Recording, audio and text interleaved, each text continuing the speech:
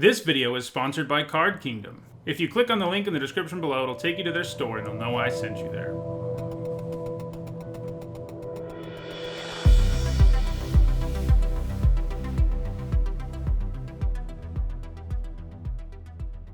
Hi everyone, it's Friday, and that means it's time for another MTG Top 10, the series where I rank cards based on their historical performance at Magic's highest level of competition. This time around, I'm looking at colored artifacts. Most artifacts are colorless. In fact, apart from a few exceptions, like Transguild Courier, Sarcomite Myr, and Reaper King, all artifacts were colorless until the 2008 release of Shards of Alara, which introduced colored artifacts, especially in the Esper Shard. Then they returned to New Phyrexia, which was released in 2011. There have also been cycles of colored artifacts in some blocks, like Theros and Kaladesh, but they only appeared at high rarity and only sparingly. Over the last couple of years, starting with Core Set 2020, we have started to see them a lot more often, with most sets having them even at lower rarities. In all, there are 174 colored artifacts, and in this video, we're going to talk about the 10 that have made the biggest impact at Magic's highest level of competition. Before we get started, here's a quick reminder on how I score cards in these videos. A Pro Tour, Players Tour, Mythic Invitational, Legacy Championship, or Vintage Championship Top 8 is worth 2 points, and a Grand Prix or Magic Fest Top 8 is worth 1 point. Alright, let's get to the list. At number 10, it's Glass Casket. This is one of those more recent colored artifacts, with the Casket coming out in Throne of Eldraine. The Casket is an efficient way to deal with cheap threats, especially the ones that don't like to stay dead. It just rotated out of Standard, but while it was there, it played a significant role because a couple of creatures in particular, Uro and Cauldron Familiar, were real problems and they were heavily played. These two creatures are powerful value engines, and killing them doesn't remove the threat that they represent for very long. Glass Casket was one pretty effective way to deal with both of these heavily played creatures, and it was often featured in the sideboards of decks that were playing white. It just rotated out of Standard, but it certainly has the potential to put up some points in Historic and Pioneer, formats where it's already being played. It just doesn't have any points yet. At number 9, it is Bident of Thassa. In the introduction, I mentioned that Theros had a rare cycle of colored artifacts, and this is one of those. It is actually also legendary, and also an enchantment. The cycle is made up of weapons wielded by Theros' gods, and obviously enough, this is Thassa's. The Bident is very strong because it allows you to draw a card every time one of your creatures does combat damage to a player, and note, by the way, that it counts every creature that hits your opponent. On some similar cards, it says something like whenever one or more of your creatures deals combat damage to your opponent, which means you only draw a single card, no matter how many of your creatures hit your opponent, but that's not true with the Bident.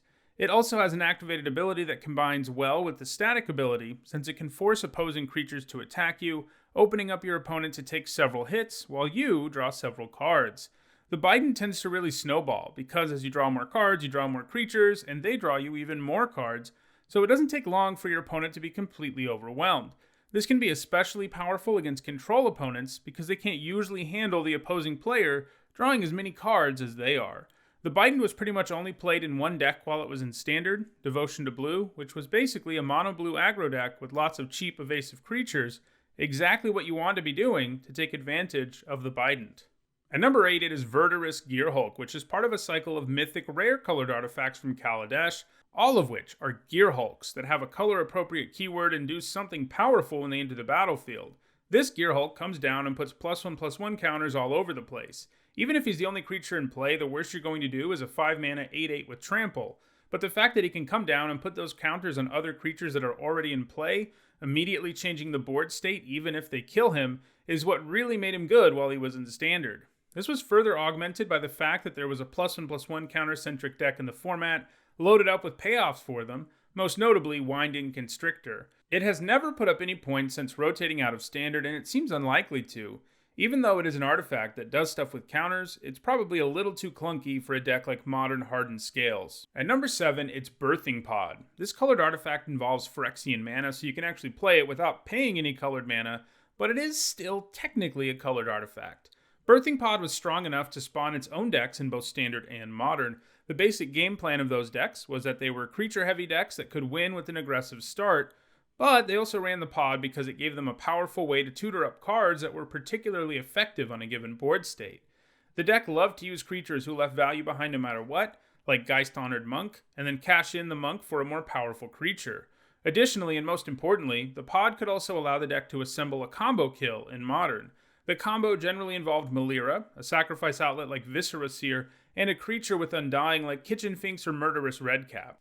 Once you get that going, Melira makes it so that the persist creatures don't come back with -1/-1 counters, which means every time you sacrifice them, they immediately come back and trigger their ETB again, and you can do this as many times as you want.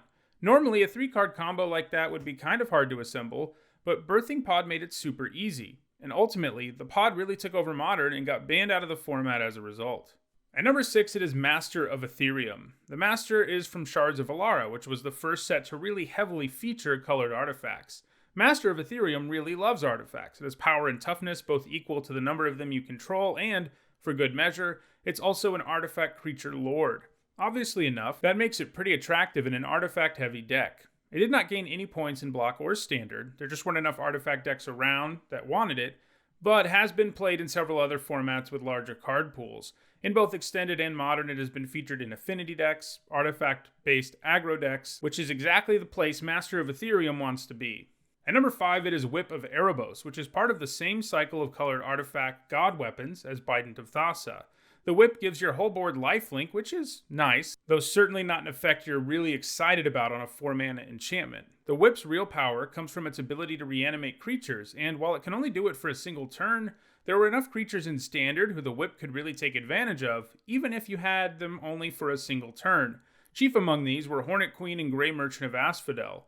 The Merchant's Enter the Battlefield ability would do a ton of damage, even if he was sacrificed at the end of the turn, and the Queen would leave behind her insect tokens. The Whip was played at first in devotion-centric decks that focused more on the Grey Merchant plan, but it eventually transitioned into a Sultai Whip deck, which were more interested in the Hornet Queen plan. The Whip gained all of its points in Standard.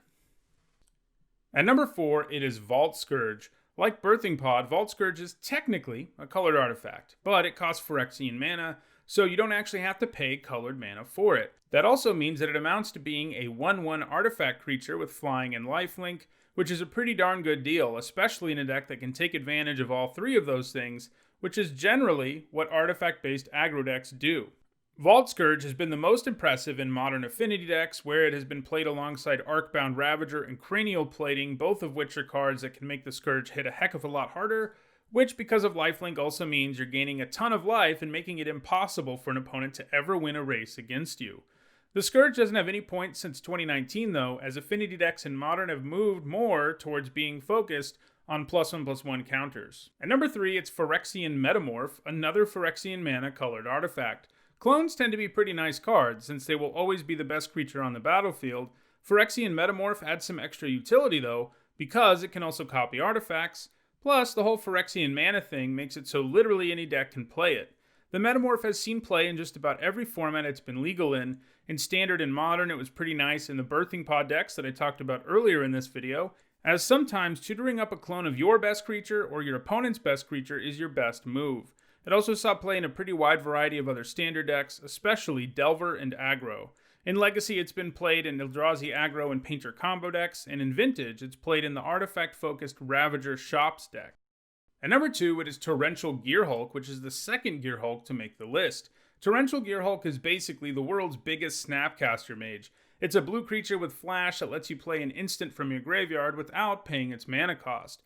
While it can't hit sorceries the way the Snapcaster can, you don't have to pay for the spell, and that's pretty amazing. One of the upsides of being a huge creature with flash is also that you can flash this in when your opponent attacks you, and use the 5/6 body to block and kill an attacking creature, in addition to casting a spell, which is probably a removal spell, for free. If you're keeping score at home, when you can do that, you're getting a 3-for-1, which is pretty backbreaking for your opponent. In Standard, Torrential Gearhulk was a huge part of all the control decks of the time, and was virtually a staple. It's been played a bit in Modern too, in Jeskai and Blue-White control decks, but it doesn't have any points since 2018. At number 1, it is Aethersworn Canonist, another Alara-colored artifact. The Canonist is what's termed a hate bear, that is, a 2-mana 2/2 that has some sort of effect that makes it harder for your opponent to play the game. It prevents people from playing more than one non-artifact spell a turn. That effect is obviously the most impressive when you make it so it isn't symmetrical. In other words, you're playing an artifact deck. But it doesn't only see play in decks like that, since it can really disrupt most decks, especially combo decks, who often like to cast multiple spells in a turn to win the game. This is the most true with Storm decks, which at various times have been relevant in Modern, Extended, and Legacy, but it also creates problems for many other combo decks. This has led to it being played in white aggro decks in many formats in Legacy, but it's most frequently played in Death and Taxes decks. It has a pretty good lead on the other cards on this list and is still being played, so it will probably hold on to the number 1 spot on this list for the foreseeable future. Well, that does it for this MTG Top 10. If you enjoyed this video, don't forget to like it or share it so that others can enjoy it too. If you want to make sure you catch my future MTG Top 10s, don't forget to subscribe and turn on notifications. And if you want to see the over 300 other MTG Top 10s I've already done, you should see the playlist on your screen now. Thanks for watching.